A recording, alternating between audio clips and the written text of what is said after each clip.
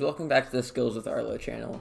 This is going to be the first collaboration on this channel, and we're going to be doing it with another IB student, Eila. So Eila's CAS project is making masks for people that need them during the pandemic.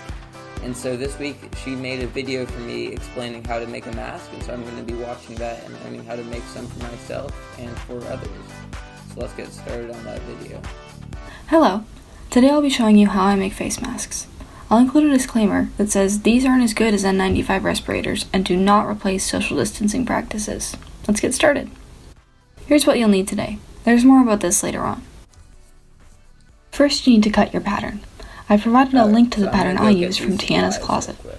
I've modified this pattern to fit a little better by extending it on all sides by... So I've gathered all of my materials. I'll try to show you here. We have everything, and so now I'm going to cut the fabric into the adult male size mask, and I'll cut back to when that's done.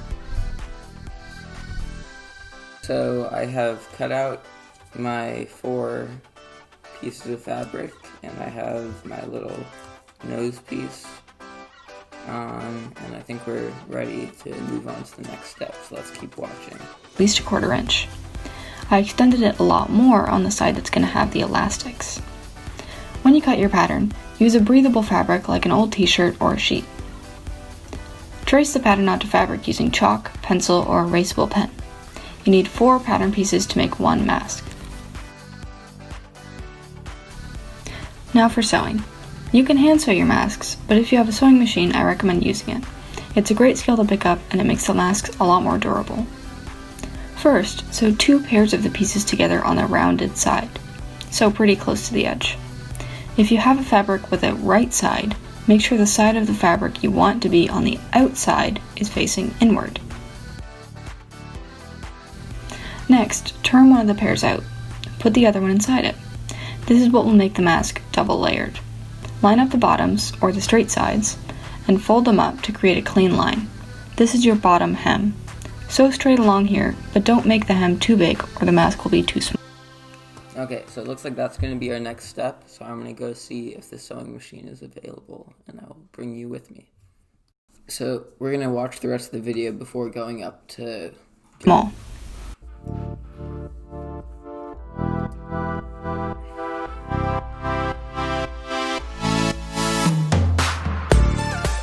Next, we have to make the top hem. If you want to put in a wire here, you can. This will let the mask grip your nose. If you want to put one in, I suggest floral wire or a twist tie. If using floral wire, like I am, make sure you bend the ends up so it doesn't poke you. Now fold the fabric over the wire. It does not have to line up cleanly. We're going to fix that at the end. Sew along this part, making sure you sew small enough so the wire can't slip through. If you're not using a wire, just do what we did on the bottom seam. More of it, but that's going to fit nicely, so that should be good.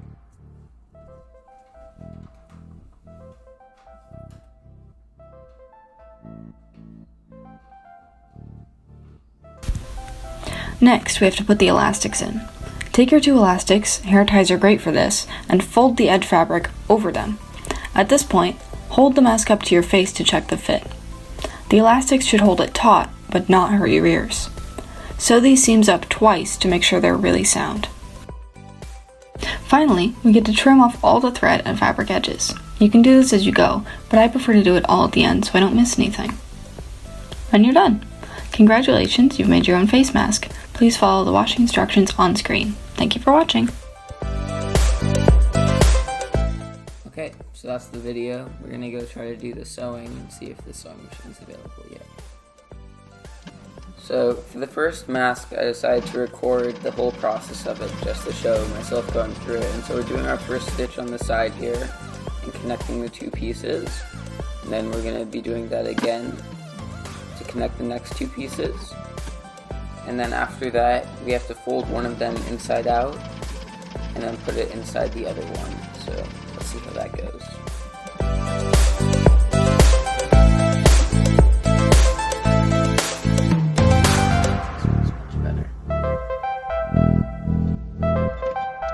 Next, I had to sew along the bottom of it while folding it over. And this line actually went pretty well. I got pretty good stitch on it pretty close to the bottom, so we didn't lose that much size. This one's a bit smaller because I had to cut off some of the fabric. But yeah, so this first one went pretty well.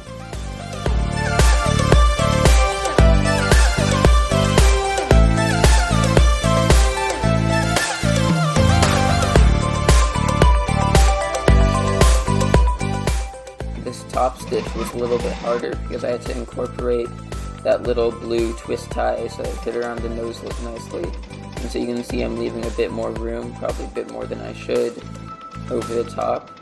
But it turned out pretty well. The only issue is I got one little bit of cloth caught in it, and so it made a little wrinkle, but it's okay. It's pretty good actually.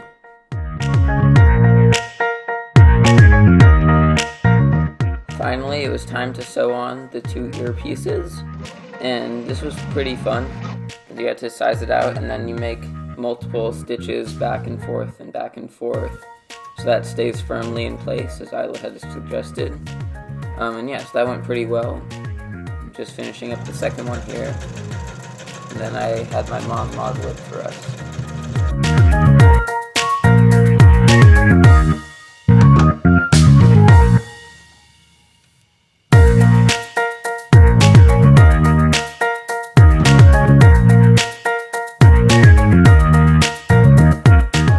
So I think that our first mask was a big success, and so I decided that I would make a few more for me and for other people who needed them. So I decided to make this one out of a gray t-shirt. And I didn't film the whole process because you'd already seen me do it. There's no need to show it twice. So here I am finishing it up, and I think it looks even better than the last one actually. I'm pretty happy with it. And after this one I decided I was going to challenge myself to put a design on one of them. So I got one of the Claremont High School speech and debate t-shirts to try to do that, and it came out pretty okay. It was pretty good, not perfect, but I'm happy with it. Finally, I interviewed Eila to see why this was important. Yeah, so our first question is, why did you choose this for your CAS project? Well, I've always been sewing. Like, I've been sewing since I was maybe 10 or 9. I actually was sewing when you called me. And I thought that this would be something that was sort of intuitive of myself and also very helpful to the community, because I've always wanted to sort of do a grand scale helpful project to the community, because I love the community of Claremont, and I thought I was already making them for family members, so I thought, oh well, this would be easy to expand and easy to enact, and it would be really helpful. That's great. And so, why do you think this is important to do? A lot of people don't have access to masks right now. Selling in the corner store, I think they're solid. But even that, if you're going out and you're buying medical masks because you work every day or you work even on the weekdays, that's going to add up to maybe I don't know how much a month, but it's going to be a substantial amount of money a month that you could be spending doing other things, or caring for your family, especially if you've been laid off or you're looking for work. And I think that they're also better for the environment to have a reusable mask. So it's beneficial both for to help people save their money and to help the environment. Yeah, that's great. And so, when do people need to wear these masks? Well, to start, I think I said this in the video, but these fabric masks are not a replacement for N95 masks. They're not a replacement for social distancing. So anytime they're going to an area where people could be infected, even if they have an infected family member, it's good to wear a mask around infected family members, or shopping, getting food, when dealing with anybody who's not in your bubble or in your immediate family. It's necessary to both wear a mask and to practice social distancing. Yeah, well, it seems like this is really great, and I'm really happy to be able to help out with it. Thank you. Thank you for Thank you all for watching this week's video. This was one of the more important, informative videos that I've done on the channel, so I'd actually recommend you try out making one of these masks. It's pretty easy, especially if you have a sewing machine, and it's a really great project. So thanks for watching. Make sure to like and subscribe, and please leave ideas in the comments below. Thanks. Bye.